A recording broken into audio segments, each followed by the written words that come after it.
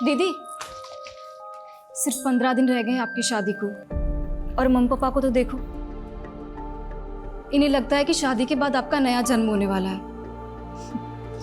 और तुझे क्या लगता है? मुझे डर लग रहा है।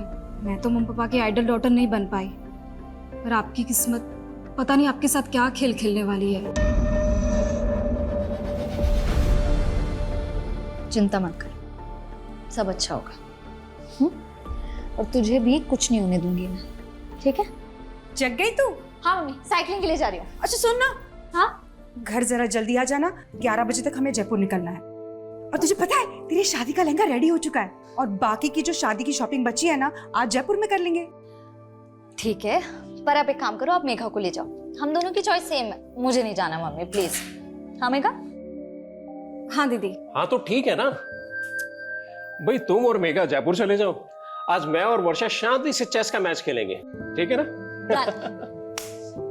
चलो मैं चलती हूँ। ये क्या कर रहा है तू? चुप रह। ओह,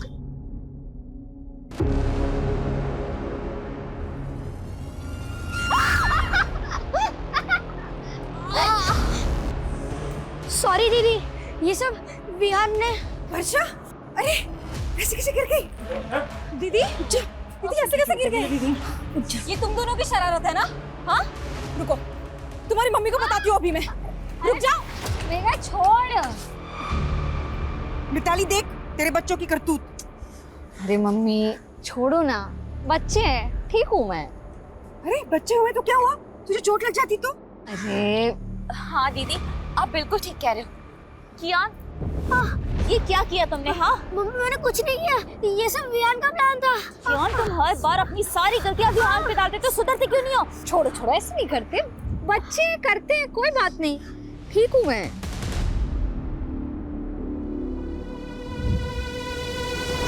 अरे चैंपियन, क्या हुआ? मैंने तुम्हें सेव कर लिया था ना, तब भी गुस्सा हो? वर्षा दीदी, मैं आपसे गुस्सा नहीं, ये सब विहान की ओवर स्मार्टनेस है। और मम्मी विहान की हर मिस्टेक पे मुझे डांटती है। बोला था ना आपको, सौतेली माँ सौतेली ही होती है। अरे नहीं कियान, ऐसे नहीं बोलते, पर मैं हूँ ना। पर आप तो शादी करके अपने हस्बैंड के पास चली जाओगे, क्या आप मुझे अपने साथ नहीं ले जा सकती हो? अगर पॉसिबल होता ना तो जरूर ले जाती, लेकिन तू जानता नहीं है अभी मैं कितनी दूर जाने वाली हूँ। पर आपका फियांसे तो थोड़ा ही दूर रहता है। तू नहीं समझेगा अभी कि मैं कहाँ जाने वाली हूँ।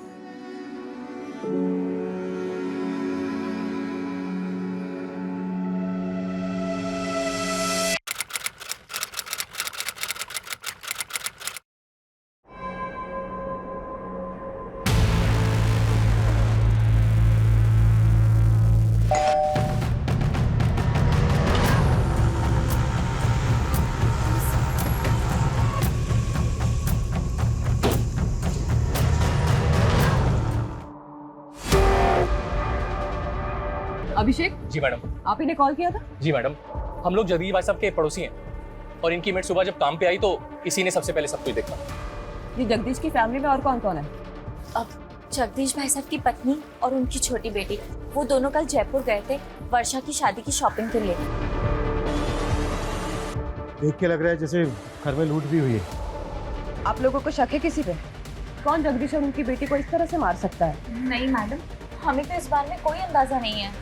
पर आप तो पड़ोसी है ना, रात को शोर झगड़ा कुछ तो सुना होगा आपने। नहीं मैडम, ऐसी तो कोई आवाज नहीं सुनी हमने। सर फोर्स्ड एंट्री के तो कोई साइन नहीं दिख रहे, लग नहीं रहा है कि कोई जबरदस्ती घर में घुसा। कहीं ऐसा तो नहीं है कि एंगल पर्सनल है और इसे लूट की शक्ल देने की कोशिश की गई है? एक काम करो, घर अच्छे से स्कैन करवाओ और फोरेंसिक बुलवाओ। सर जगदीश की पत्नी और छोटी बेटी कल रात जयपुर में थे, रास्ते में पहुंचते होंगे। ठीक है सर, ये देखिए,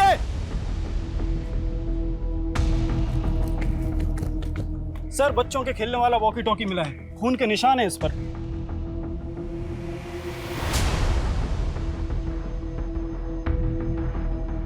घर में कोई बच्चा भी है? नहीं सर, ऐसा तो कुछ पता नहीं चला।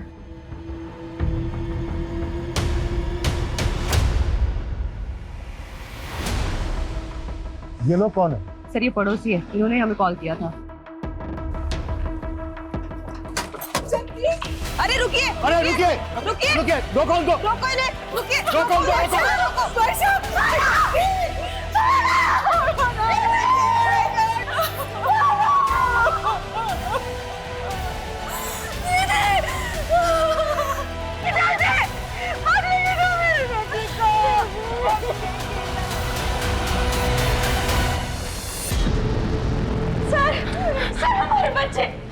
सर हमारे बच्चे गायब हैं। आपके बच्चे गायब है मतलब? सर हमारा बड़ा बेटा कियान और छोटा बेटा विवान दोनों घर पे नहीं है। एक मिनट, अभी तो आप दोनों यहीं पे थे, तब तो आपने कुछ बताया नहीं था, और अभी अचानक से आपके बच्चे भी गायब हो गए? सर वो वॉकी टॉकी हमारे बच्चों का है सर। उसको जैसे ही देखा कुछ समझ नहीं आया तो उन्हें देखने घर चले गए सर, लेकिन वो घर पे नहीं है सर। एक मिनट, वॉकी टॉकी आपके बच्चों का तो यहाँ कैसे आया? सर यही समझ नहीं आ रहा है सर। सुबह सुबह ही हम दोनों यहाँ आ गए थे, हमें लगा बच्चे अपने कमरे में सो रहे होंगे, लेकिन वो घर पे नहीं है सर। हमें कुछ समझ में नहीं आ रहा सर, आप हमारे बच्चे ढूंढ के दीजिए। सूरज, एक बार फिर घर अच्छे से चेक करो। Quick sir.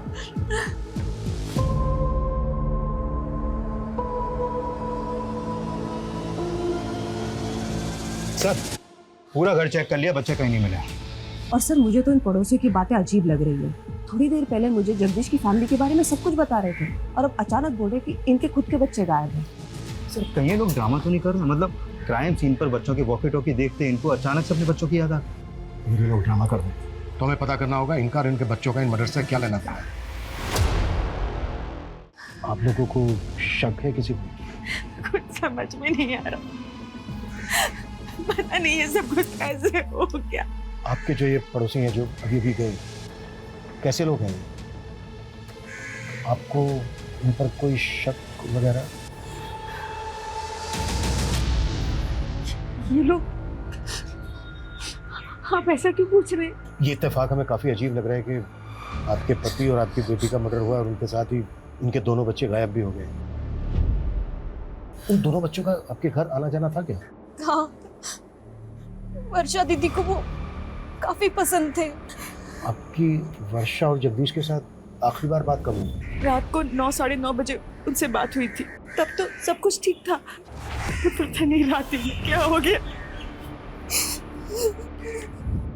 मैडम यही कियान और वियान का रूम है, रात को दोनों यहीं सोए थे। आपने रात में आखिरी बार कब देखा था बच्चों को?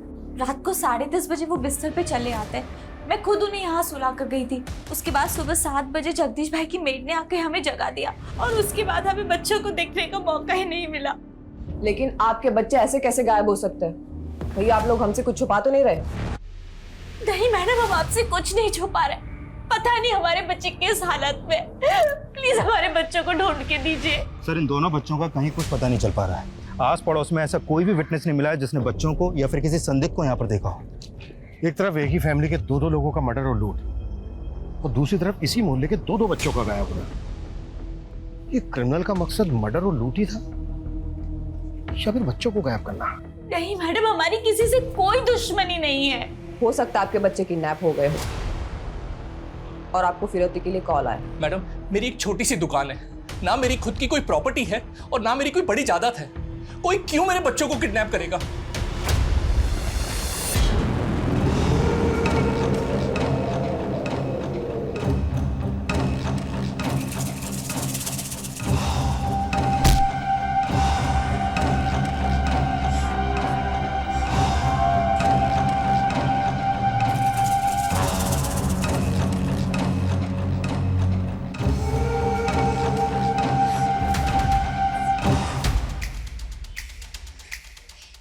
सुन, तूने मेरे पापा और बहन को मारकर बिल्कुल भी अच्छा नहीं किया है। बहुत सह लिया मैंने तुझे, बहुत। अब तू देख, तुझे छोड़ूंगी नहीं मैं। तूने मेरे पापा और बहन को मारकर बिल्कुल भी अच्छा नहीं किया है। बहुत सह लिया मैंने तुझे, बहुत। तुझे छोड़ूंगी नहीं मैं।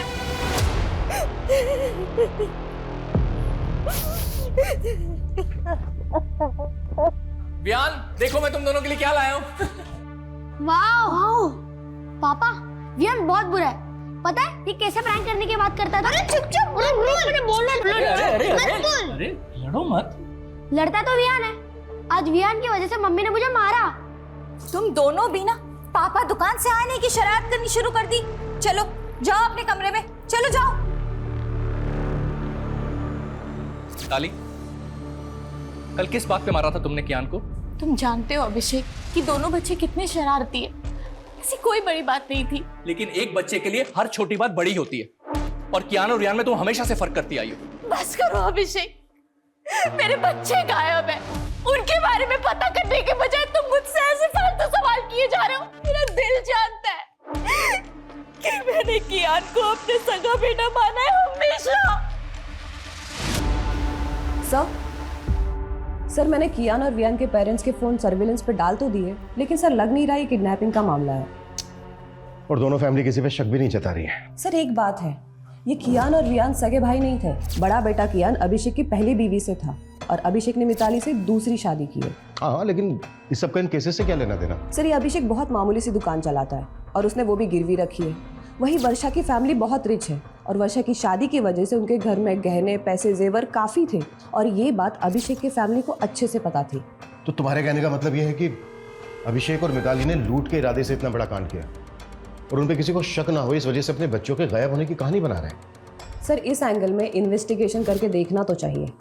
सर जब हम घर सर्च कर रहे थे तो वर्षा के मेडिकल पेपर्स मिले हैं, काफ़ी सरप्राइजिंग है। वर्षा को लीवर कैंसर था। वर्षा को लीवर कैंसर था? हाँ सर, और ये बात मैंने उसके डॉक्टर से भी कंफर्म की। सर ऐसे केसेस में मरीज का बचना थोड़ा मुश्किल होता है। हाँ, वर्षा को कैंसर था। हम पूरी कोशिश करके उसे बचाना चाहते थे। हमें क्या मालूम था किस्मत उसे इतनी बुरी मौत देगी। ये वर्षा को कैंसर होने वाली बात आप लोगों को कब पता चली? वर्षा के रिश्ते से पहले या रिश्ते के बाद? डॉक्टर को जरूर कोई गलतफहमी हुई है। वर्षा की उम्र ही क्या है, उसको कैंसर कैसे हो सकता है? यही सच है उदिता। डॉक्टर की बातें सुन के तो मैं खुद डर गया हूं।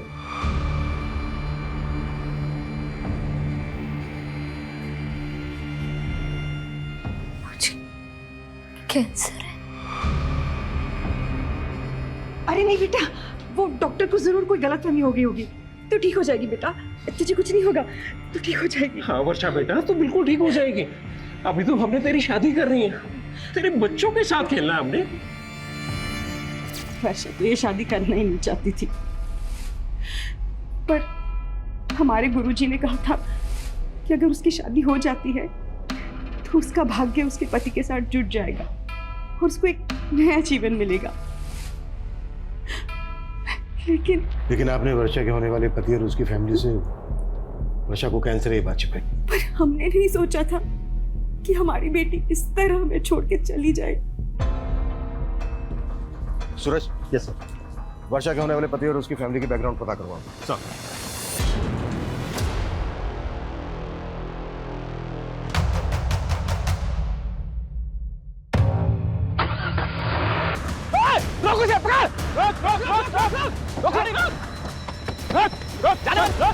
निकल बाहर। कहाँ भाग रहा है? निकल निकल। क्या हुआ? चल निकल। इधर भाग रहा। पहले ये बता वो क्या है? कियान! कियान! कियान! ये क्या हो गया?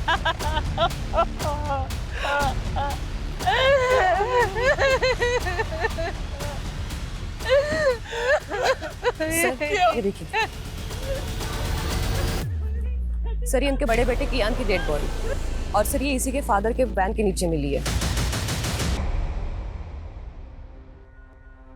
सुबह से हमसे बोल रहे थे कि बच्चे गायब है, बच्चे गायब है, और ये अपने बच्चे की डेड बॉडी अपनी वैन के नीचे छुपा के रखी है। ये आप क्या बोल रहे हैं सर? मेरी कुछ समझ में नहीं आ रहा सर। लेकिन हमारी सब कुछ समझ में आ रहा है।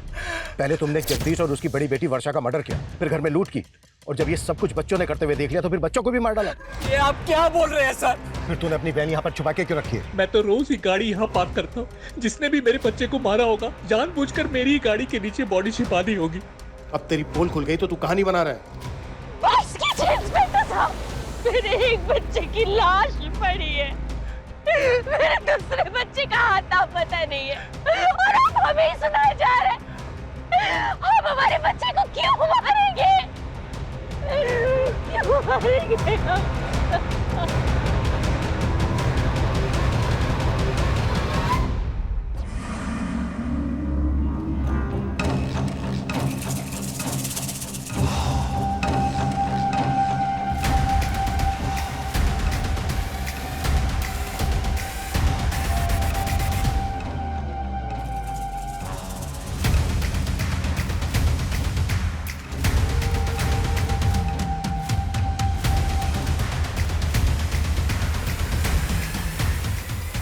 इन मियाँ बीवी पे बिल्कुल भरोसा नहीं कर सकते। एक मिनट, ये बड़ा बेटा क्या ये सौतेला था ना मिताली का?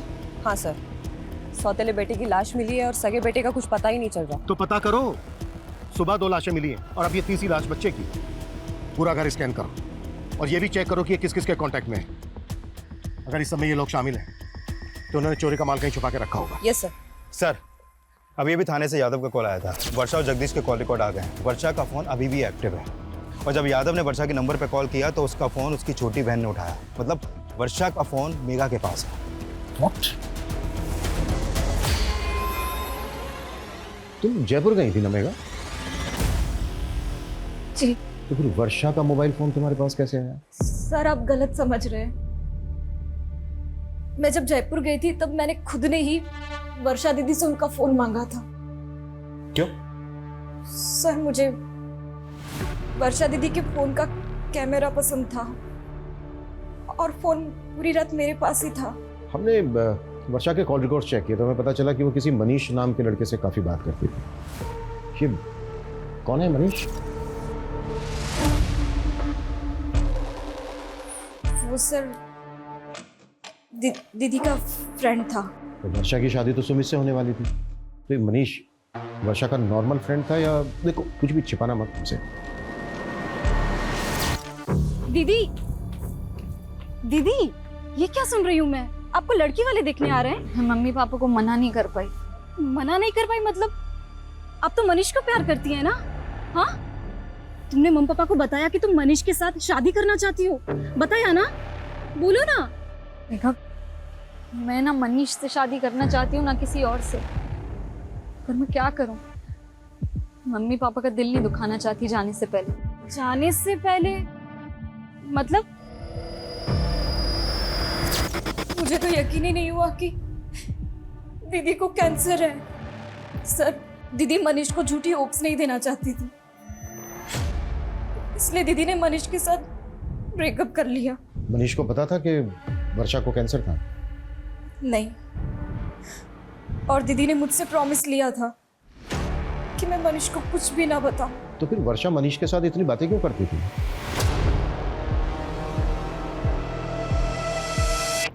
मुझे मालूम था तू मुझे छोड़ ही नहीं सकता। अरे तू रो रहा है? तुझे तो खुश होना चाहिए कि अपना रिश्ता 1 नहीं 2 नहीं बल्कि 4 कदम आगे बढ़ गया है।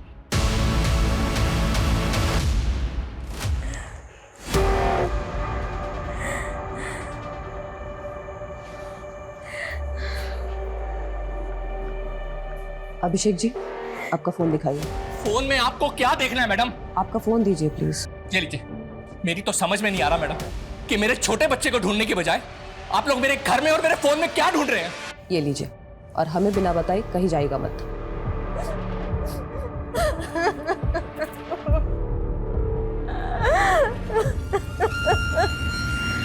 सर, मनीष का फोन कल रात वर्षा के घर पर ही एक्टिव था। हो सकता है कि वो वर्षा से बदला लेना चाहता हो, क्योंकि वर्षा उसकी बजाय किसी और से शादी करने वाली थी।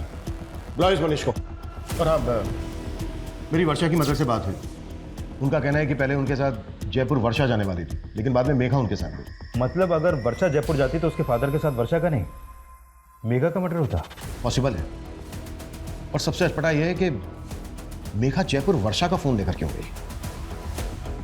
सूरज, कहीं कुछ ऐसा तो नहीं है कि इसके पीछे कोई ऐसी कहानी है जिसे अभी तक हम समझ नहीं पा रहे हैं?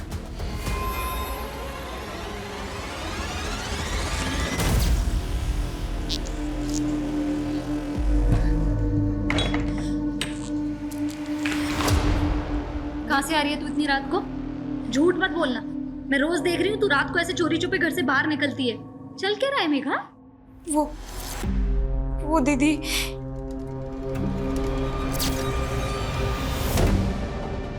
मुझे माफ करना दीदी, मेरी वजह से आप और पापा।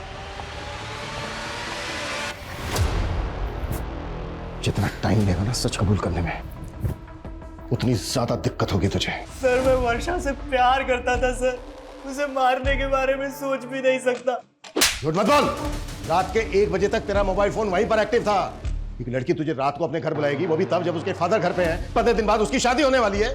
पता है तुझे ना क्यों कहा था उसने? नहीं सर, क्योंकि कैंसर था उसको। वो नहीं चाहती थी कि शादी के बाद तू खो दे उसको, और तूने मार दिया उसको। ये क्या बोल रहे हैं आप सर? उसने मुझे बताया भी नहीं सर। उसे कैंसर था। अब अगर तुझे पछतावा हो रहा है तो सच कबूल कर ले कि तूने ही मारा है उसको, जबकि उसने तेरा कभी बुरा नहीं चाहा। सर मैंने भी वर्षा को कभी बुरा नहीं चाहा सर।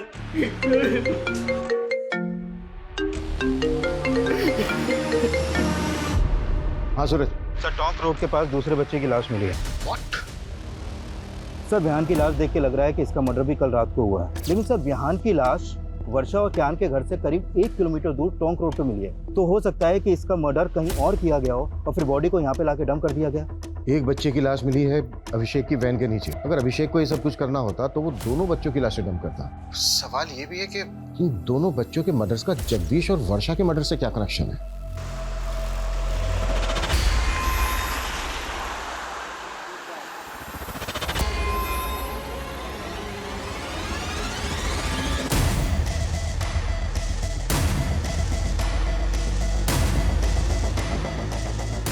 आओ आरती।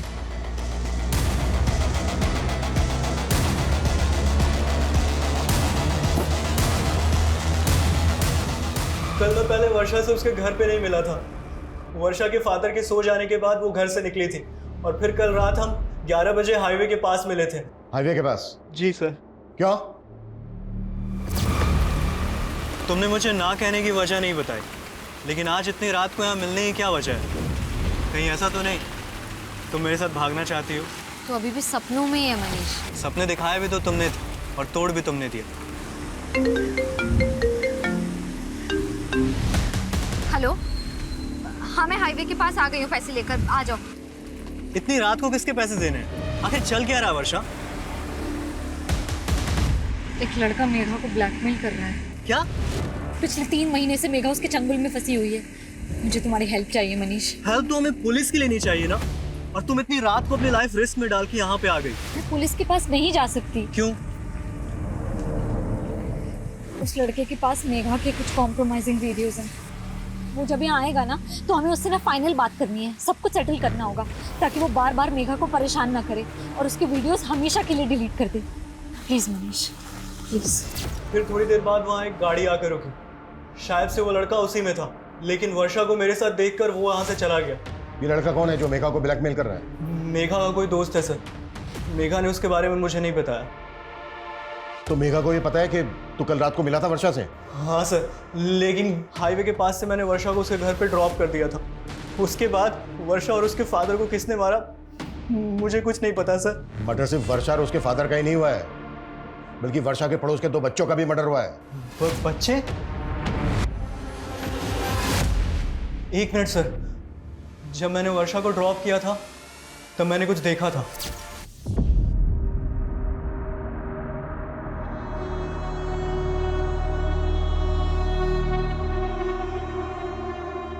ये बच्चे थे? हाँ सर, यही दोनों बच्चे थे। क्या कर रहे थे वहां पर? नहीं मालूम सर।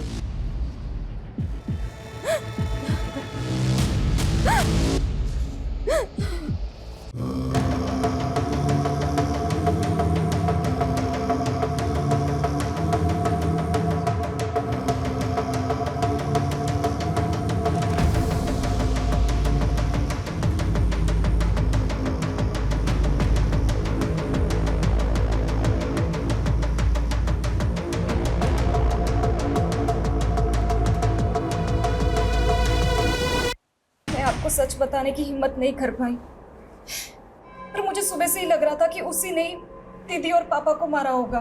कौन है वो लड़का? देवांश। कौन देवांश?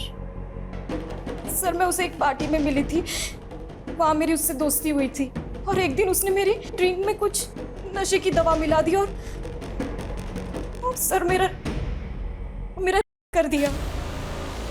और सर उसने मेरा वीडियो बना लिया। मैंने तुझ पे भरोसा किया और तूने मेरा किया। और ये वीडियो डिलीट कर ये वीडियो। डिलीट तो हो जाएगा, डिलीट तो हो जाएगा, पर पैसे लगेंगे वरना वायरल हो सके। सर मैं पिछले 3 महीनों से उधार मांग मांग कर उसको बहुत पैसे दे चुकी हूँ। और एक दिन वर्षा दीदी को ये सब बातों का पता चल गया। पहले क्यों नहीं बताया मेघा? रो मत। हाँ दीदी मैं बहुत डर गई थी। तू चिंता मत कर, मैं जानती हूँ अच्छे से ऐसे लड़कों को कैसे हैंडल करना है ना, मैं देखती हूँ। रो मत, रो मत। और सर कल रात को भी उसने मुझसे पैसे मांगे थे, पर दीदी ने मुझे जयपुर भेज दिया और बोला कि वो सब कुछ यहाँ हैंडल कर लेंगी। मुझे बिल्कुल भी नहीं मालूम था सर कि दीदी और पापा के साथ ही ये सब हो जाएगा। ठीक है, संभालो अपने आप को और इसका हमें मोबाइल नंबर, एड्रेस, पूरी डिटेल्स दो। सर मैं उसको पार्टी में मिली थी, मेरे पास बस उसका फोन नंबर है।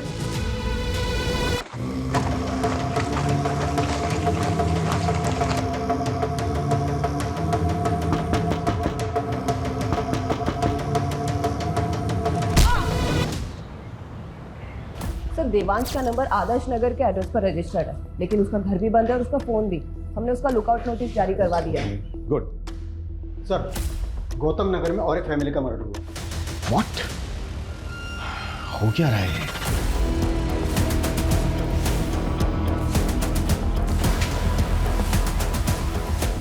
आइए सर, इनका नाम गुलशन सिंह है। सर इस घर में भी लूटपाट हुई है। उन दोनों हस्बैंड वाइफ को बहुत बुरी तरह मारा गया है सर। पड़ोसी ने बताया कि इनके ज्यादातर रिश्तेदार आउट ऑफ कंट्री हैं और ये गुलशन भी किसी गल्फ कंट्री में काम करता था। अभी कुछ दिन पहले ये यहाँ आया था। मॉडस ऑफ ऑपरेंडी बिल्कुल एक जैसी है। जिस वजह से वर्षा और उसके फादर को मारा गया, उनके घर में लूट की गई। लगातार 2 रातों में 2 क्राइम्स, वो भी एक ही तरह से। लिया? Yes sir.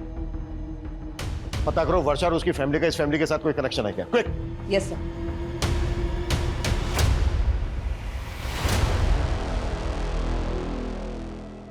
सब क्या आप पुराने गहने खरीदते हो? हाँ, कैसे गहने? सोने के। दिखाओ।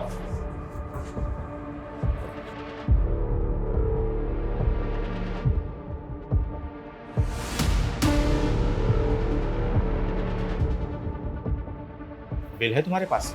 अरे नहीं साहब, पुश्तैनी गहने हैं। अच्छा, अभी दुकान में नगद कम है, मैं इंतजाम करता हूँ। तुम तब तक इंतजार करो, चलेगा ना? चलेगा साहब, चलेगा। सर मैंने वर्षा की मदर और सिस्टर से बात की, लेकिन वो दोनों भी इस फैमिली के बारे में कुछ भी नहीं जानती। लेकिन मुझे स्ट्रांगली फील हो रहा है कि दोनों क्राइम्स में एक ही तरह के क्रिमिनल्स इन्वॉल्व हैं।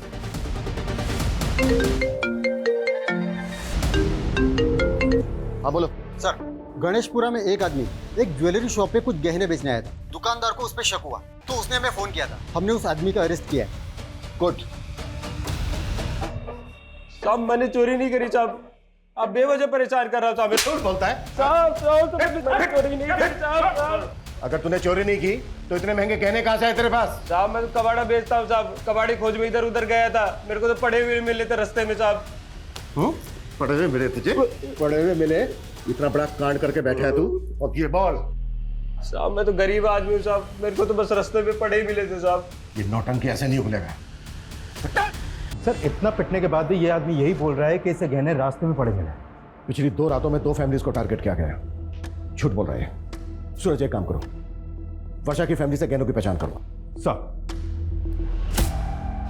साहब छोड़ दो ना साहब, अपनी मारो अपनी बहन को। साहब छोड़ दो ना साहब, छोड़ दो साहब, साहब छोड़ दो ना साहब, छोड़ दो ना।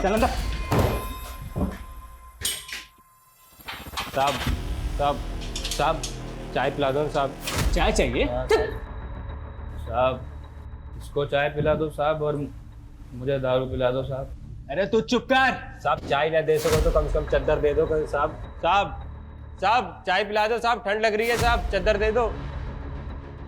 ये गहने देख के बताइए कि ये उन्हीं गहनों में से हैं जो आपके घर से गायब हुए? ये तो वर्षा की चेन, कंगन और बालियां हैं। क्या झूठ बोल रहा है? यादव ताला खोल। कैसा? कमियों ने हमारी नींद हराम कर रखी और तुमने सोने दिया इसको। चलो ऐसा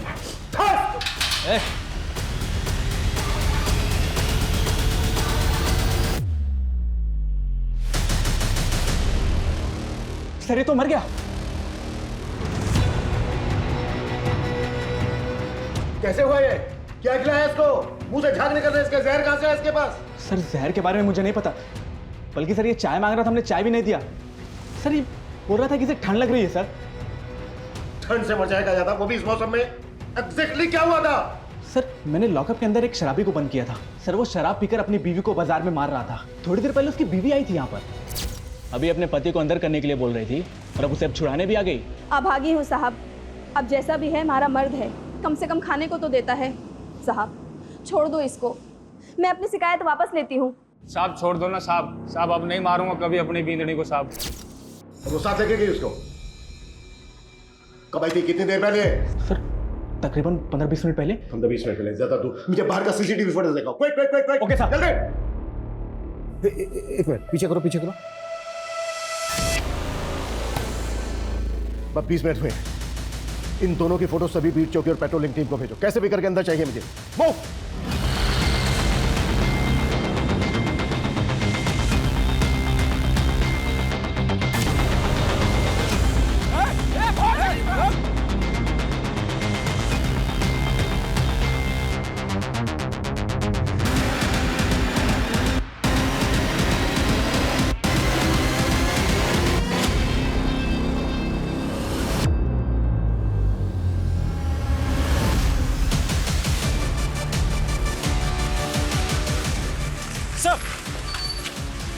सर इस तरफ।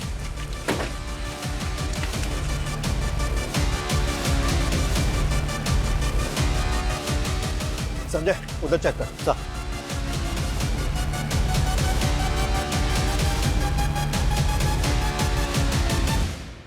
देख अब हम इनसे बच नहीं पाएंगे, तू कबीले पहुंच, मैं इनका ध्यान भटकाता हूँ। आप अपना ध्यान रखना। मैं ख्याल रखूंगा, तू पहुंच।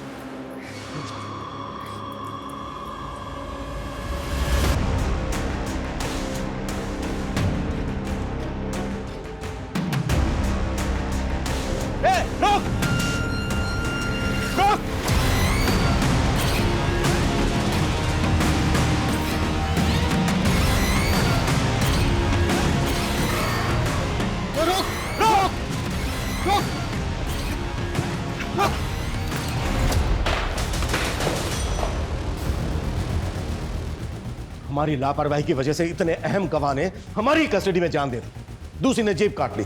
कर क्या रहे थे तुम लोग? सो रहे थे सबके सब?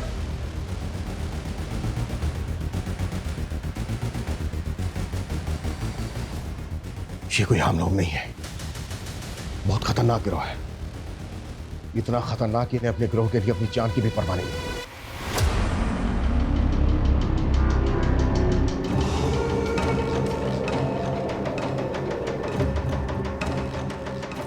सूरज पता करो फिलहाल अपने एरिया में कौन कौन से गैंग एक्टिव है। सर उस आदमी के साथ जो औरत थी उसे वर्षा की मदर ने आइडेंटिफाई किया। सर वो 1.5 साल पहले उनके घर में एक मेड का काम करती थी।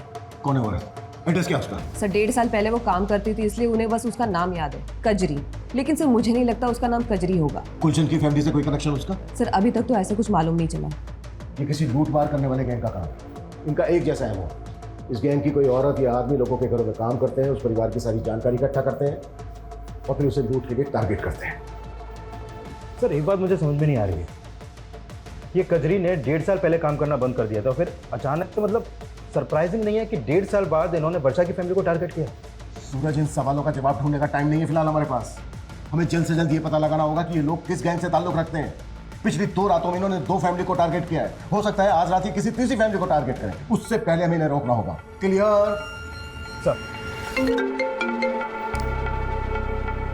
क्या पता नहीं चला? सर कांस्टेबल यादव का अभी तक कुछ पता नहीं चला।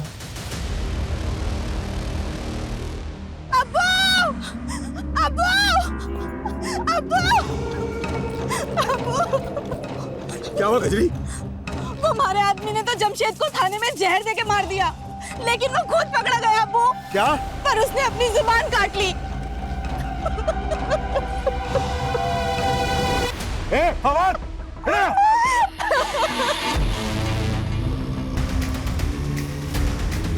सुना तुमने? एक हमारा दामाद हुआ गिरोह की पोल ना खुले इस वास्ते अपनी जबान काट ली, और एक तू है पिछले 2 सालों में ऐसी जितनी भी लूट और मर्डर की घटनाएं घटी हैं, उन सब की रिपोर्ट मुझे मेरे टेबल पर चाहिए, जल्द से जल्द। सर यादव का कुछ पता चला? नहीं सर, एक टीम गई उस डायरेक्शन में, लेकिन अभी तक कोई अपडेट नहीं आया। उसकी फोन लोकेशन ट्रेस करवाओ, क्विक। Okay sir. सर, वर्षा उसके फादर जगदीश की पोस्टमार्टम रिपोर्ट आ गई है। दोनों विक्टिम को लाठियों से पीटा गया था और दोनों के ही सर के घाव पर लकड़ियों के टुकड़ों के ट्रेसेस मिले हैं और उसके ऊपर मस्टर्ड ऑयल थे।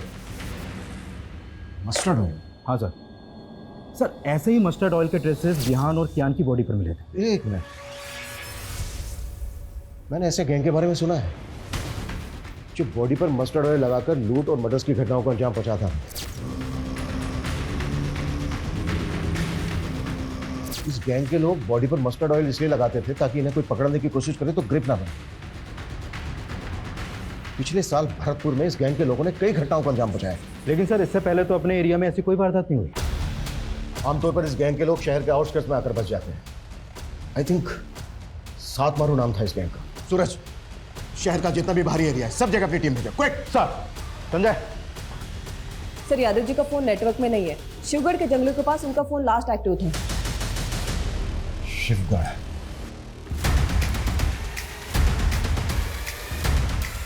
यो पुलिस वाला अड्डा तक पहुंच गया है।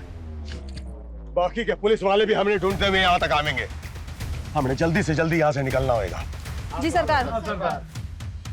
शर्त पूरी ना करी तुमने।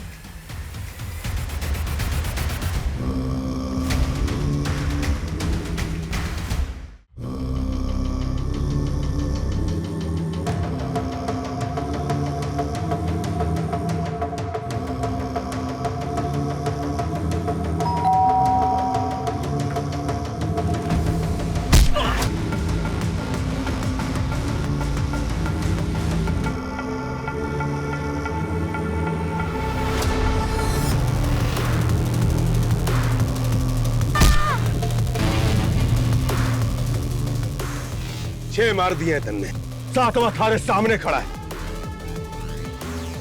जा मार दे इन्हें और बन जा मारा जमाई।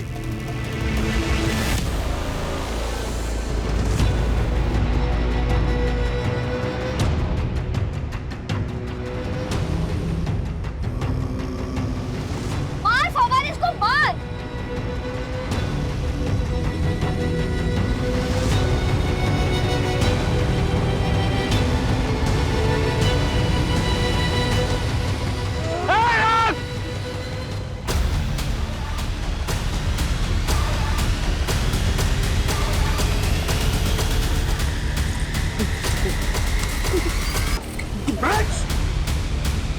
ये कुख्यात गैंग, इसने कई दशकों में देश के लगभग सभी राज्यों में लूट और मर्डर्स की वारदातों को अंजाम पहुंचाया है। ये इस गैंग के समुदाय का एक छोटा सा टुकड़ा है जिसको हमने गिरफ्तार किया है। इस गैंग से जुड़े लोग आज भी हमारे शहरों में खुलेआम घूम रहे हैं। इनके लोग फेक पहचान और नाम के साथ डोमेस्टिक हेल्पर बनकर लोगों के घरों में काम करते हैं, उन परिवारों की जानकारियां इकट्ठा करते हैं और मौका मिलते ही वारदातों को अंजाम पहुंचा देते हैं। इसलिए बेहद जरूरी है कि जब भी आप किसी को अपने घर पर काम पर रखें, उससे पहले उसकी पुलिस वेरिफिकेशन जरूर करवाएं। और यदि आप अपने घर के आसपास किसी अनजान या संदिग्ध व्यक्ति को देखते हैं तो उसे नजरअंदाज ना करें। आपकी ये सतर्कता सिर्फ आपको ही नहीं, दूसरों को भी बचा सकती है। जय हिंद।